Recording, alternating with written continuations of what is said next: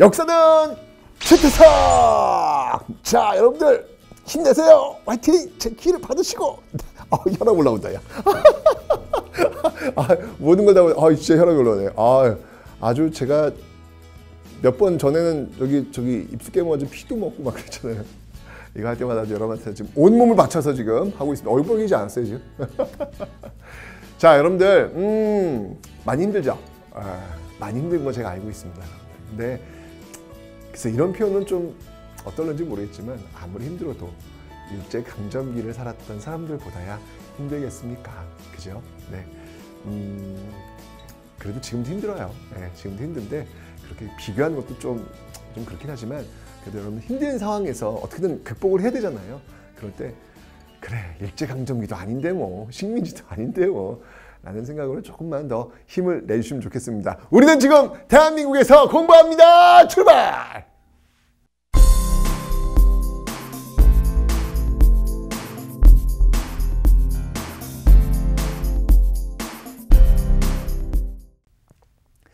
이 1920년대는 여러분들 소위 문화통치 시기죠. 살짝 열려 있어요. 네, 그러니까 1910년대 무단통치보다는 그래도 좀 열려있는 공간, 비록 기만적이긴 하지만 어쩌면 이 공간을 최대한 활용하려고 합니다. 그래서 1920년대는 아주 다양한 운동들이 전개가 됩니다. 먼저 여러분들 국내의 저항부터 한번 살펴볼 텐데요. 자, 이 당시가 되면요, 여러분들 민족주의 진영에서 민족주의 진영과 사회주의 진영으로 좀 나뉘어서 접근을 좀 해볼 필요가 있을 것 같아요. 1910년대는 사회주의에 어떤 영향이 없어요. 1920년대 와서 사회주의가 아주 급속하게 확산되는 그런 모습들을 보이고 있는데, 사회주의라고 하는 건 뭐예요, 여러분들? 바로 노동자, 농민이 단결해서 자본을 타도하자. 그리고 노동자, 농민의 평등한 세상을 만들자. 이런 게 이제 사회주의 어떤 그 혁명 개념이잖아요. 그러니까 그런 것들과 민족주의라고 하는 건 뭐냐면, 민족이라고 하는 개념 속에는 노동자도 들어오고 자본가도 들어오고 다 들어오는 거잖아요. 우리 민족이라는 어떤 그 개념을 갖고 있는 게 바로 민족주의인데, 이 민족주의 진영에서 이 당시에 1920년대 활동했던 어떤 내용들 중에 대표적인 뭐가 있냐면, 바로 이 물산장려 운동이라는 게 있습니다. 여러분들, 제가 이건 앞에서 언급을 좀 드린 것 같아요. 이 물산장려 운동은 쉽게 얘기하면요, 국산품 애용 운동이에요. 우리 거 쓰자는 겁니다. 그 이유는 뭐였냐면, 여러분 1920년대 회사령이 폐지가 되는 거 기억나시죠? 자, 바로 이 회사령, 그 다음이 또는 관세, 이런 게 폐지가 돼요. 그죠? 이런 게 폐지가 됩니다. 폐지가 되니까 이 일본 자본들이 막 물밀 때 들어오는 거예요. 우리 자본은 위기일 수밖에 없겠죠. 그거를 애국심에 호소하는 거예요. 우리 거 사줘. 우리 거 사줘. 이렇게 얘기를 하는 거죠. 네. 또 식민지다 보니까 또 사줍니다. 네. 그런데 이것이 전개되었던 곳이 어디였냐면요, 여러분들 꼭 기억하시라고 제가 설명드렸습니다. 바로 대구가 아니라 평양입니다. 대구가 아니라 바로 평양이라는 사실을 반드시 국채보상운동, 대구에서 출발했던 국채보상운동과 반드시 비교를 해 놓으셔야 된다는 사실. 너무너무 시험이 잘 나온다고 제가 설명드렸어요. 꼭 기억을 좀 해놓으시면 되겠습니다. 그 다음에 1920년대 와서는 여러분들 1910년대 사실 이 초등학교에 어떤 차별이 있었어요. 예를 들면 일본 학생들은 6년 교육을 받는데 우리는 4년 받고, 이런 것들이 있었거든요. 근데 20년대 와서, 그러니까 3.1운동의 영향이죠. 일본 학제와 우리 학제를 똑같이 맞춰놨어요. 그러니까 이제 우리도 대학교를 갈 수 있는, 대학을 세울 수 있는 그런 학제가 만들어진 거죠. 그래서 우리 힘으로 한번 대학을 한번 세워보자. 1920년대 와서는. 그래서 만든 게, 그래서 전개한 운동이 뭐냐면 바로 밀립대학 설립운동이라는 겁니다. 밀립대학 설립운동. 네, 밀립대학 설립운동이라는 것들을 또 전개하는 모습들이 또 있다라는 거. 여기 이제 1910년대 어떤 그런 모습들. 물산장려 운동, 밀립대학 설립운동. 또 뭐가 있냐면 바로 문맹퇴치운동이 있어요. 네, 문맹퇴치운동. 문맹퇴치운동이 있더라 라고 하는 거. 이렇게 다양한 모습들로 활동을 하고 있었는데, 이게 이런 운동들이 뭐 그렇게 크게 썩 성공을 못해요. 그러니까 예를 들면 이제 물산장려 운동 같은 경우에도 사회주의 세력한테 굉장히 비판을 많이 받아요. 왜냐면 이게 또 애국심이 호소하니까 또 많이 산단 말이에요. 여러분들 수요와 공급 법칙 아시잖아요. 사는 사람이 많아지면 이 물가는 어떻게 됩니까? 올라가잖아요. 그죠? 그러니까 이제 사회주의자들이 비판하는 거예요. 도대체 이 운동이 누구를 위한 운동이냐? 이건 고작 자본가를 위한 운동일 수밖에 없는 것이다. 왜 우리 물가를 올려가지고 우리를 더 힘들게 하느냐라는 어떤 그런 비판에 직면하면서 그렇게 큰 성공을 거두지 못해요. 이런 것들이 이제 공통적으로. 자, 이런 과정 속에서 어떤 모습들이 나타나면 그러면 안 되겠다, 야. 1910년대도 힘들고 20년대 힘드니까 안 되겠다, 야. 우리가 일단 그러면 일본의 식민지 인정하자. 말도 안 돼. 인정하자. 그리고 그 안에서 우리가 자치권을 좀 확대시켜 나가자라는 주장을 하게 됩니다. 이런 과정 속에서 이제 자치론자들이 등장을 하는 거예요. 자치론의 어떤 성장, 이런 모습들이 지금 나타나게 되는 것 기억을 좀 해놓으시면 되겠습니다. 그 다음에 이제 다른 축에 있는 바로 사회주의 진영의 어떤 움직임을 한번 좀 살펴보도록 하죠. 자, 이 사회주의 진영은요, 주로 쟁의, 투쟁! 이런 모습이에요. 예, 그래서 쟁의 활동을 주로 하고 있습니다. 이 쟁의라고 하는 건 뭐냐면 파업을 얘기하는 겁니다. 파업을 얘기하는 건데 소작쟁의가 있겠고 노동쟁의가 있겠죠. 이 쟁의 중 대표적인 어떤 쟁의가 있다면 무엇이냐면 소작쟁의로서는 암태도, 저쪽 목포 신안 앞바다 그쪽에 있는 건데요. 이 지주가 워낙 이 고율의 소작료를 내라고 하니까 여기 거의 뭐 한 달 이상 싸워가지고 결국은 이겨내는 그런 쟁의가 바로 이 암태도 소작쟁이라는 거예요. 암태도 소작쟁이. 요게 있고, 그 다음에 노동쟁이로 대표적인 게 뭐가 있냐면 1920년대 후반에 있었던 원산부도 노동자 총파업이라는 겁니다. 원산부도 노동자 총파업. 원산부도 노동자 총파업이라는 건데, 여러분들 원산하면 여러분들 그 개항장이잖아요. 그죠? 예, 그리고 원산학사 기억나시죠? 그리고 원산부도 노동자 총파업. 어느 한 지역에서 일어났던 역사 사건들을 쭉 연결하는 거 굉장히 중요하니까 기억을 좀 해놓고 계세요. 자, 이런 어떤 그 쟁의 활동을 펼쳤는데 문제는 뭐냐면 이렇게 사회주의 세력들이 많이 확산되니까 일본으로서도 굉장히 경계할 수밖에 없어요. 경계할 수밖에 없어서 1920년대 법을 하나 만드네. 바로 특히 사회주의 세력들을 단속하기 위한 법을 하나 만들어요. 그 법이 뭐냐면 그 법이 바로 치안유지법이라는 거예요. 치안유지법. 이게 이제 1925년에 만든 그런 법이 되겠습니다. 이 치안유지법을 통해서 또 사회주의 세력들을 압박해 들어가는 모습들이 나타나더라. 자, 이렇게 되니까 지금 민족주의는 지금 분열하고 있고요. 사회주의는 공격받고 있고요. 이 두 진영이 지금 위기를 갖게 되는 거예요. 그래서 이 민족주의 진영 내부의 어떤 이 자치론을 비판하는 비타협적 민족주의자들과 그리고 이 사회주의, 뭔가 좀 합법적 공간에서 활동을 해야 되는 이 사회주의자들이 민족주의 진영의 공간을 생각하게 되는 거예요. 이러면서 두 세력이 손을 잡게 됩니다. 이 두 세력이 손을 잡게 되는데 그 잡게 되는 어떤 그런 계기, 그런 것들이 뭐였냐면 먼저 그 조선민흥회라는 곳에서 한번 테스트를 해봐요. 예, 조선민흥회. 이게 사회주의 세력과 이 민족주의 진영이 한번 손을 잡고 한번 해봤는데 괜찮아, 나쁘지 않아, 할 수 있겠어 라고 해서 이제 사회주의 진영이 선언을 하죠. 좋아. 그럼 한번 해보자 라고 해서 이 선언을 하는데 이게 바로 정우회 선언이라는 거예요. 이 정우회 선언 이후에 만들어진 단체가 있으니 그 단체가 바로 일제강점기 가장 큰 단체로 활동했던 바로 신간회라는 조직입니다. 바로 신간회라는 조직이 1927년도에 만들어지고 있더라라고 하는 거 완전 중요합니다. 여러분들. 완전 중요합니다. 신간은요 정말 중요한 그런 조직입니다.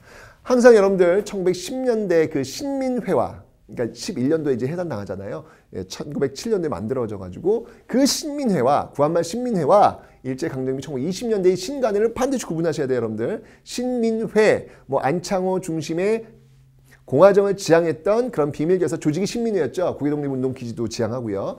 신간은 그런 조직은 아니고요. 신간회는 어떤 조직이냐면 자 봐요. 먼저 민족유일당 운동입니다. 민족유일당. 네, 운동을 통해서 좌와 우가 손을 잡은 정말 역사적 사건이에요. 바로 이 민족유일당 운동 기억해 놓으시면 되고요. 전국적인 어떤 지회, 전국적인 어떤 그 지회를 갖추고 있는 최대 규모의 조직이다. 그렇겠죠. 민족주의 진영과 사회주의 다 손을 잡았으니까 최대 규모 모습이겠죠. 게다가 공개단체예요. 네, 이 공개단체로 활동을 하고 있었다라고 하는 사실도 여러분들이 반드시 기억을 좀 해 놓으시면 되겠습니다. 그런데 결국은 해소됩니다. 31년도에 해소가 돼요. 신간에는. 근데 여러분들 선생님 해소가 뭔가요? 해체인데 사실 해체라고 하는 거는 없어지는 거예요. 거기서 끝나는 건데 해소는 뭐냐면 새로운 조직을 만들기 위해서 잠시 흩어지는 거예요. 이걸 해소라고 하는 거예요. 근데 새로운 조직이 안 나와요. 어쨌건 해소라는 단어가 나오면 여러분 신간회를 좀 떠올리시면 되겠습니다. 신간회 너무 중요한 조직이니까 여러분들 반드시 기억을 좀 해 놓으셔야 되겠습니다. 신간회. 특히 다시 한번 얘기하지만 앞에 있었던 그 신민회라는 조직과 반드시 구분을 좀 해 놓으셔야 되겠습니다. 됐죠? 자, 이렇게 해서 신간회 배웠습니다. 자, 이렇게 민족주의 진영과 사회주의 진영이 이제 손을 잡고 신간회라는 조직을 만들어내는 게 바로 1920년대의 모습인데 이런 운동 말고도요 굉장히 많이 있어요.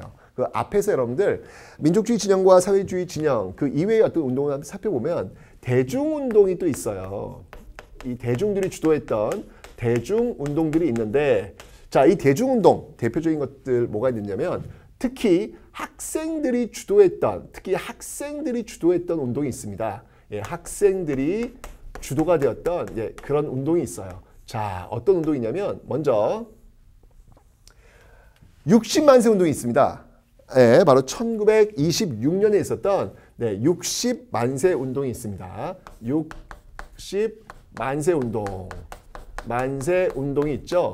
자, 이 1926년도에 있었던 이 60만세 운동은 여러분들 누구의 죽음을 활용을 했다. 아까 3.1운동, 앞에 3.1운동이 여러분 누구의 죽음이었죠? 고종의 인산일을 활용했다 그랬죠? 바로 이 60만세 운동은 순종입니다. 그의 아들 순종의 인산일을 활용하고 있더라라고 하는 거 중요해요. 여러분들 고종이 아니라 순종의 인산일을 활용하고 있다는 사실 요거 기억해 놓으시면 되고요. 60만세 운동은 특히 사회주의자들이 좀 많이 기획을 해요. 사회주의자들이 많이 기획을 하는데 문제는 뭐냐면 사회주의자들이 이거 기획하는 과정에서 민족주의 진영이 도움을 좀 줘요. 민족주의 진영의 어떤 그 장소에서 이게 인쇄를 하고 이제 어떤 문서 같은 거 인쇄하고 이제 그런 도움을 준단 말이에요. 굉장히 중요하죠. 사회주의와 민족주의 진영은 사실 손잡을 수가 없어요. 왜냐면 민족주의 진영 내부에는 자본가도 들어오고 노동자도 들어오고 우리는 하나잖아. 근데 사회주의는 그게 아니라니까요. 노동자 농민이 자본가를 타도해야 되는 거기 때문에 같이 만날 수가 없는 조직이에요. 그런데 지금 사회주의와 이 민족주의 진의 어떤 그 활동 속에서 더 큰 적이 있단 말이에요. 그게 뭐냐면 일제라는 것이죠. 그 일제 타도를 위해서는 둘이 손을 잡을 수 있겠구나라는 가능성을 엿본 게 바로 60만세 운동이다. 그래서 이러한 것들이 바로 이렇게 신간회 결성에도 영향을 미치고 있다라는 거예요. 왜냐면 신간회라고 하는 게 여러분들 민족 유일당 운동, 그 민족주의 진영과 그 사회주의 진영이 손을 잡은 거잖아요. 그죠? 바로 이런 신간회에도 영향을 미쳤다라고 하는 것을 일단 기억을 해 놓으시면 되겠습니다. 됐죠, 여러분들? 그 다음에 또 학생 운동이 있습니다. 대표적인 학생 운동이 이거는 여러분들 진짜 그 통학 기차 안에서 한일 간 학생이 충돌이 벌어진 거예요. 그러니까 이 일본 학생들이 이게 조선 학생들 왜 이게 댕기다잖아요, 여학생들. 그러니까 댕기가 굳이 장난치는 거야. 그러니까 또 열받은 또 우리 이 조선의 이 학생들이 너 내려 라고 해가지고 그 역사 앞에서 그냥 팍 싸운 거죠. 그래서 잡혀갔는데 일본 경찰이 아니 일본 학생들은 잘 이렇게 풀어주는데 우리 조선 학생들은 막 너무 나쁘게 하는 거야. 열받죠. 이게 그냥 전국적으로 확산되면서 전국 동맹으로까지 연결되었던 이런 어떤 모습들이 나오면서 3.1운동 이후 가장 거족적 민족운동으로 발전하게 된 것이죠. 이게 바로 광주 학생 항일운동이다. 광주 학생 항일운동이더라. 항일운동이더라. 1929년도에 있었던 내용이 되겠습니다. 어우, 대단하죠, 여러분들. 이 날을 기념하기 위한 날이 바로 11월 3일이에요. 예전에 학생의 날, 여러분들의 날이기도 했습니다. 여러분들 어린이날은 기억하시는데 11월 3일은 기억 못하시죠? 어린이날이 여러분들 뭐 초코파이 받고 선물 받고 어른들한테 어린이가 뭔가를 받는 날이라면 학생의 날은요, 어른들한테 학생들이 뭔가를 받는 날이 아니에요. 학생들이 바로 광주 학생 항일운동을 생각하면서 우리 사회를 위해서 내가 무엇을 할 것인지를 고민하는 날이 바로 11월 3일이 아닐까라는 생각이 듭니다. 여러분들 역사 속에서 학생이라는 존재는 어떤 존재였냐면요. 저 푸른 하늘을 마음껏 비상하고 있는 자유를 향해 비상하고 있는 독수리와 같은 어떤 그런 존재. 시대의 거인, 역사의 거인이 바로 학생들이었습니다. 이 시대의 어떤 그 흐름 속에서 아니요! 라고 외칠 수 있는 그 유일한 존재가 바로 학생들이었다는 얘기죠. 그 당당했던 그 학생들의 그 DNA가 바로 여러분들의 피에도 지금 흐르고 있습니다. 왜? 지금 이렇게 역사를 배우면서 그 여러분 또래의 그 학생들과 커넥트, 연결되고 있기 때문에 역사를 배우는 이유는 바로 이런 것입니다. 여러분들이 학생이라고 해서 위축되진 않았으면 좋겠어요. 너희들은 그냥 앉아서 공부만 해. 저는 그렇게 얘기하면 안 된다고 봅니다. 역사 속에서 학생은 그런 존재가 아니었어요. 시대의 문제에 대해서 고민했고 그 문제를 해결하기 위해서 실천했던 그 시대의 앞속에 늘 있었던 그 존재가 바로 학생들이었거든요. 광주 학생 항일운동에서 다시 한번 그 정신을 우리는 기억하게 됩니다. 자, 이 광주 학생 항일운동은 또 중요한 게 있어요. 뭐냐면 여러분들 아까 제가 신간회 설명드렸죠. 이 광주 학생 항일운동이 일어나니까 이 신간회라는 조직에서 그래 그러면 우리가 여기 이제 진상조사단을 파견해서 도움을 줘야 되겠다. 이때 이제 신간회가 도움을 주기 위해서 진상조사단을 파견을 합니다. 진상조사단 굉장히 중요한 거예요. 예, 이 진상조사단을 파견해서 이 민중대회를 열려고 그래요. 그래서 이 민중대회를 열려고 합니다. 민중대회를 열려고 하는 것. 사실 이것 때문에 결국 이 신간이라는 조직이 또 해소되는 어떤 그런 계기가 되기도 해요. 일제가 이걸 놔두질 않거든요. 이러면서 신간에도 안 돼, 이게 네가 이런 조직이 안 되겠다라는 어떤 그런 압박이 들어오겠죠. 자, 어쨌건 여러분들 중요한 건 뭐냐면 60만 세 운동이 신간에 어떤 영향을 미쳤고 신간회가 광주 학생 항일운동 도와줬다는 요 흐름을 좀 잘 기억하셔야 돼요. 60만 세 운동이 신간회 결성에 영향을 미쳤고 신간회가 바로 광주 학생 항일운동을 지원했다라고 하는 사실 완전 중요하니까 여러분들 반드시 기억해 놓으셔야 됩니다. 아셨죠? 완전 중요해요. 자, 또 다른 대중운동을 한번 살펴보도록 하겠습니다. 자, 학생들이 중심이 되었었는데요. 자, 이번에는 바로 백정들이 중심이 된 운동들이 있어요. 백정 출신, 조선시대 때 그 천민들 얘기하시는 건가요? 맞습니다. 소잡고 대위 잡고 이런 어떤 백정 출신들이 전개했던 운동이 있으니 그 운동이 뭐냐면 바로 형평운동이라는 것입니다. 바로 형평운동이라는 것입니다. 형평운동. 형평이라고 하는 건 뭐냐면요. 그 백정들이 들고 다니는 저울이 있거든요. 그 저울에 추를 똑같이 만들어서 똑같이 평등하게 만들자라는 얘기예요. 뭐냐면 백정 출신의 어떤 자식들도 백정의 자식이라고 해서 손가락질 받고 놀림 받고 이러니까 화나는 거예요. 왜냐면 1894년 갑오개혁을 통해서 신문제가 법적으로 폐지됐잖아요. 이제 평등 사회잖아요. 법적으로는. 그럼에도 불구하고 여전히 사회적 의식 속에서는 불평등이라고 하는 기운이 남아있는 거예요. 그래서 이 일제강점기 1920년대에 이 백정 출신들이 자식들마저 그렇게 놀림받고 이런 것들은 못 참겠다라고 하면서 그러지 마라 라고 일으켰던 운동이 바로 이 형평운동이 되겠습니다. 특히 이 형평운동은 여러분들 그 진주를 중심으로 해서 전국적으로 확산되는 그런 모습들이 있다라는 거 봐두시면 되겠습니다. 자, 이런 활동들 뿐만 아니라 여러분들 의열투쟁도 아주 가열차게 전개가 되었습니다. 자, 그래서 의열단 활동을 한번 좀 살펴봐야 될 것 같아요. 1920년대 활동했던 의열투쟁 조직으로서는 바로 이 김원봉의 의열단이 대표적이고요. 1930년대 의열투쟁을 조직을 이끌었던 그 단체로서는 김구의 한인애국단이 있습니다. 1920년대 의열단, 1930년대 한인애국단, 이거 비교를 해주세요. 김원봉 이외에도요, 뭐 김상호, 김익상, 나석주, 정말로 많은 그런 인물들이 바로 이 의열투쟁을 가담하게 되는 것이죠. 그런데 이 의열단의 그 활동 지침을 주었던 책자가 있어요. 그게 뭐였냐면 바로 조선혁명선언이라는 겁니다. 조선혁명선언이라는 거예요. 이 조선혁명선언은요, 바로 신채호. 구한말에 여러분들 왜 독사신론 기억나시죠? 예, 그 신채호가 이 조선혁명선을 썼는데요. 이 내용은 뭐냐면 폭력이에요. 이 내용은 한마디로 얘기하면 폭력에 의해서 민중혁명을 이루어야 된다. 일제를 타도야 된다. 라고 하면서 바로 이열치에 폭탄을 던졌던 그 폭력의 정당성을 지금 부여하는 그런 책이 바로 조선혁명선언이다. 그렇기 때문에 여러분들 폭력이라고 하는 단어는요. 주관적일 수 있다는 이야기예요. 폭력은 나쁜 거야. 이게 절대적 개념은 아닐 수 있다는 얘기죠. 왜? 시간과 역사라고 하는 그 공간 속에서 어떤 폭력은 정당화될 수도 있는 그런 모습들이 있다는 이야기죠. 의열단, 폭력은 무조건 나쁜 거야 라는 얘기를 해버리면 이제 우리 일제강점기 저항은요. 이건 다 나쁜 거야. 해서는 안 되는 것들이야. 이렇게 된다는 얘기죠. 그래서 항상 여러분들이 알고 있었던 고정된 그 개념, 고정된 관념이라고 하는 것들도 역사와 시간 속에 비춰봤을 땐 좀 다른 시선으로 보여질 수 있다는 사실도 여러분들 놓치지 않으셨으면 좋겠습니다. 자, 이렇게 해서 여러분들 의열단 살펴봤고요. 이 당시의 문화에 대해서도 한번 좀 잠깐 한번 살펴보고 넘어가겠습니다. 이 1920년대 문화.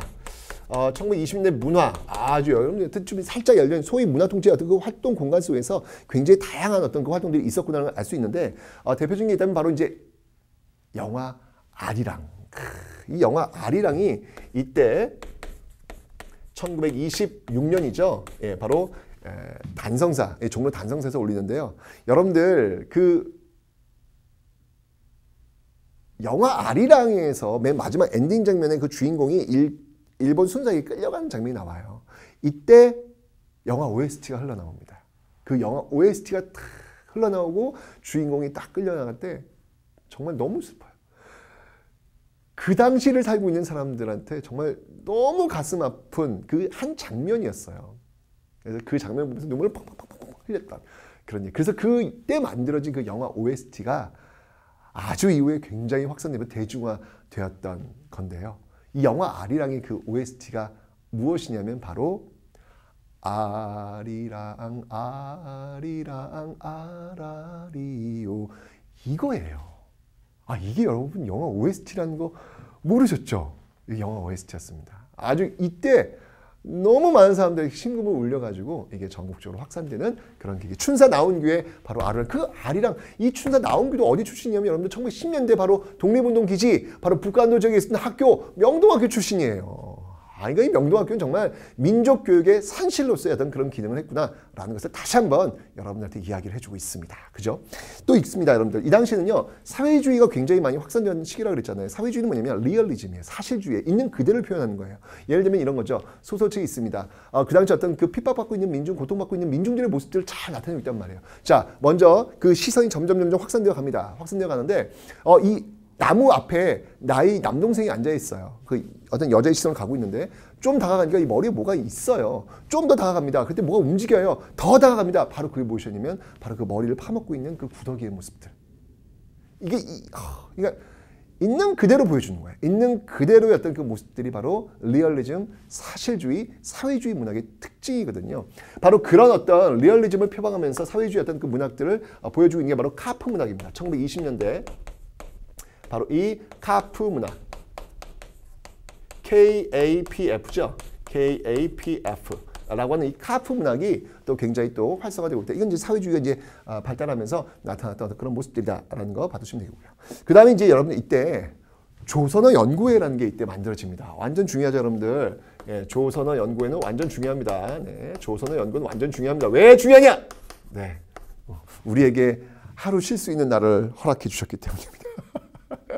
바로 이 조선어 연구회가 1920년 조선어 연구회가 바로 10월 9일 한글날이죠. 한글날. 네, 그 한글날의 원조를 이분들이 만드셨습니다. 이게 바로 가야날.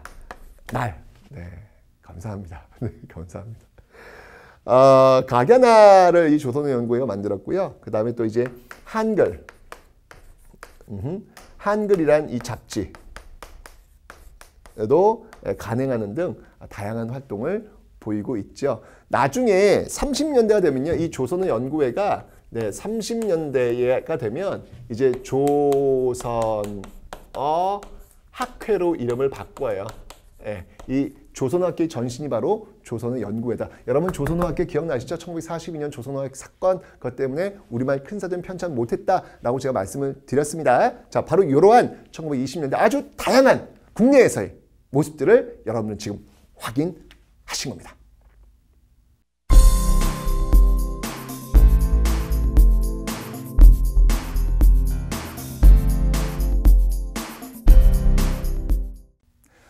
이번엔 1920년대 국외 저항입니다. 과연 어떻게 싸웠을까? 여러분들 1910년대 여러분들 독립운동 기지였죠.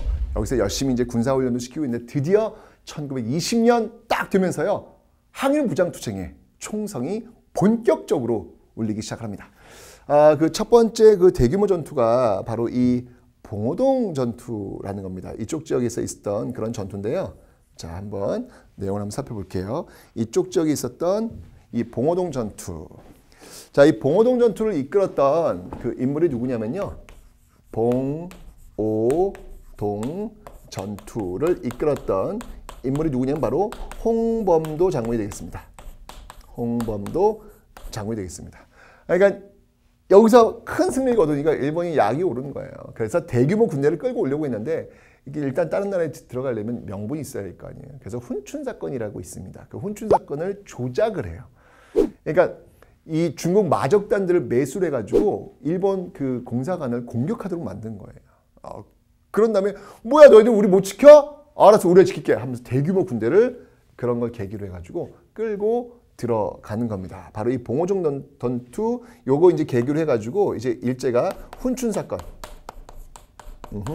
훈춘 사건을 조작하고 대규모로 들어온 것이죠. 자, 그래가지고 자 이제 이 일대에서 아주 큰 엄청난 규모의 전투가 전개가 되는데 자 그것이 뭐였냐면 네 바로 이 지역 일대에서 전개되었던 바로 청산리 전투다. 바로 청산리 전투다.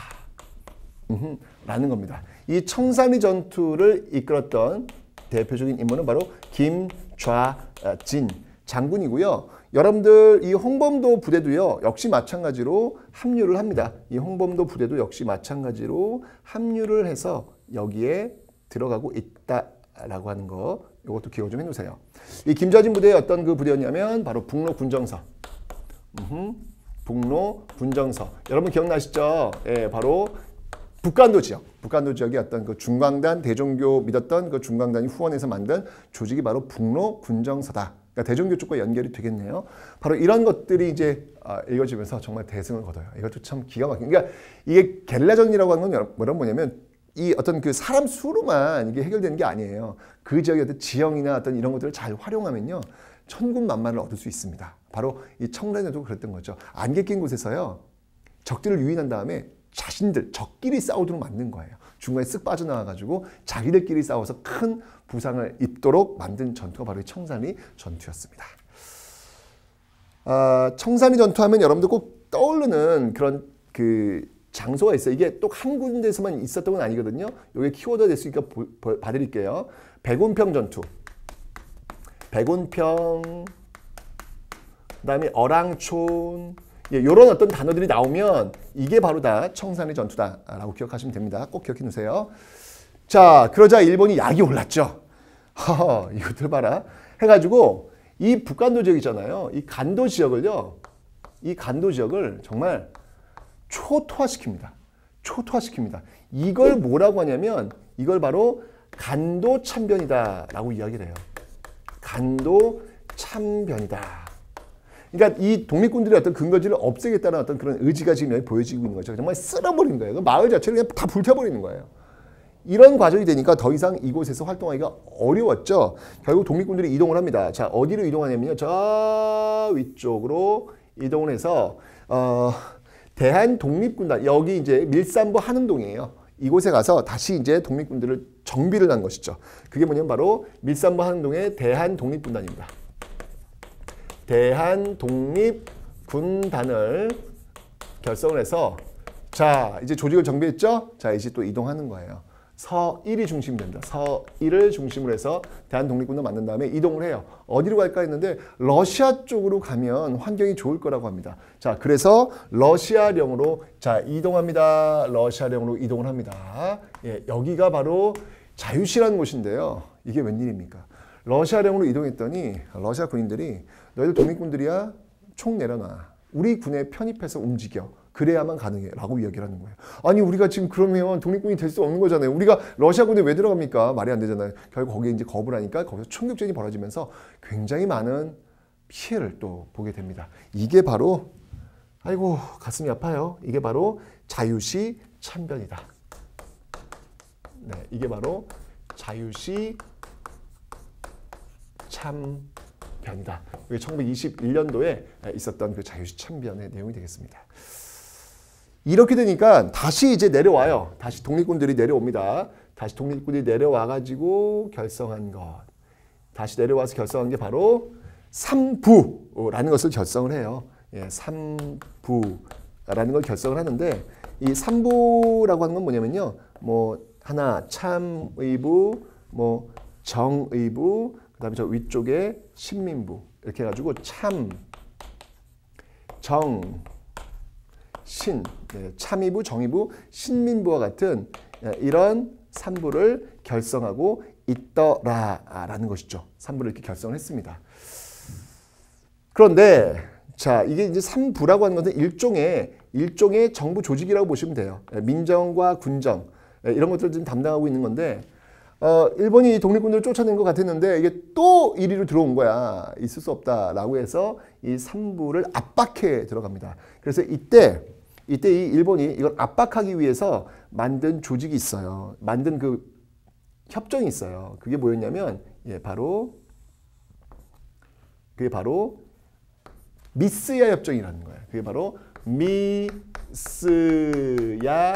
협정이라는 겁니다. 미스야 협정이라는 걸 체결합니다. 이건 뭐냐면 독립군들 잡아오면 돈 주겠다는 이야기예요. 아이고 큰일 났네. 이게 지금 일본 피하기도 어려운데 이제 중국인들마저 피해야 되는 어떤 그런 상황이 벌어진 것이죠. 그래서 이렇게 흩어져 있으면 안 되겠다라고 해서 바로 이런 것들에 대한 대응이었죠. 삼부 결성, 그러니까 미스야 협정의 어떤 그 대응으로서 나온 게 뭐였냐면 바로 이런 것들에 대한 대응으로 나온 게 바로 삼부 통합운동이라는 거예요. 그래서 통합운동을 전개합니다. 그 결과 이 통합운동의 결과 만들어진 조직이 뭐였냐면요. 이 북만주 지역에서는 혁신의회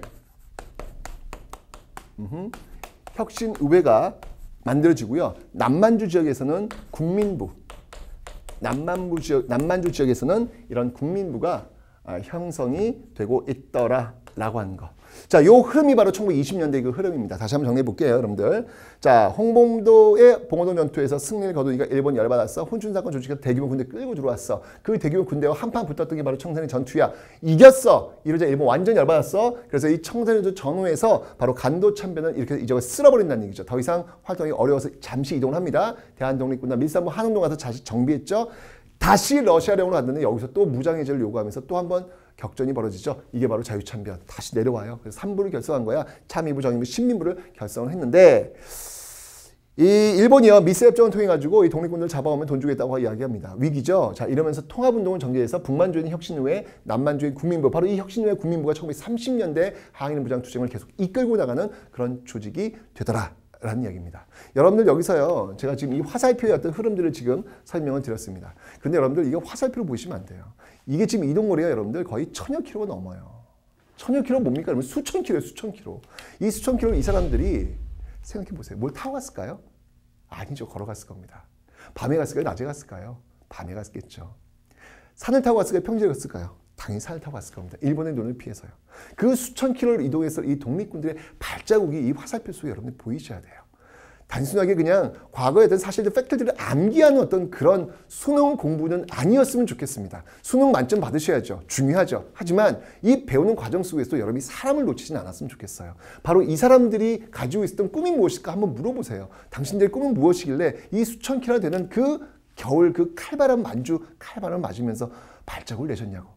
그럼 그들은 얘기할 겁니다. 우리들은 꿈이 있었다고. 우리 뒤에 오는 사람들한테만큼은 식민지족의 백성으로 살지 않게 하겠노라는 그 꿈 하나로 아무도 가지 않은 눈 쌓인 그 만주벌판 위를 나의 발자국을 내면서 나는 걸어갔을 것이다 라고 이야기를 할 겁니다.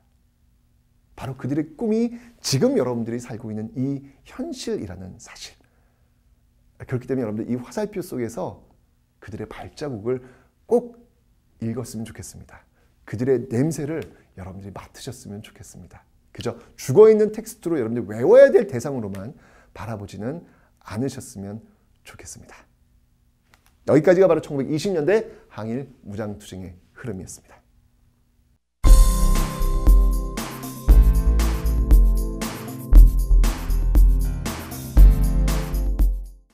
1920년대는요, 아주 다양한 운동들이 지금 전개되고 있죠. 물산장려운동이 대구가 아닌 평양에서 출발했다는 사실, 60만세 운동 순종 인산을 이용해서 신간의 결성에 영향을 미쳤고 그 신간회가 바로 광주 학생 항일운동의 진상조사단을 파견했다는 사실 기억하시고 형평운동은 백정이 주도했습니다. 김원봉의 의열단 조선혁명 선언이 바탕이 되었다는 거 중요한 포인트였습니다.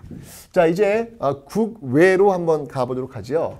국외에서는요, 바로 이 항일무장투쟁의 흐름을 여러분들 좀 기억을 해 놓으셔야 되겠네요. 예, 봉오동 전투, 청산리 전투, 대한독립군단, 자유시참변, 그리고 삼부결성, 그리고 삼부통합운동으로 이어지는 이 흐름들을 여러분들 기억해 놓으시면 되겠습니다.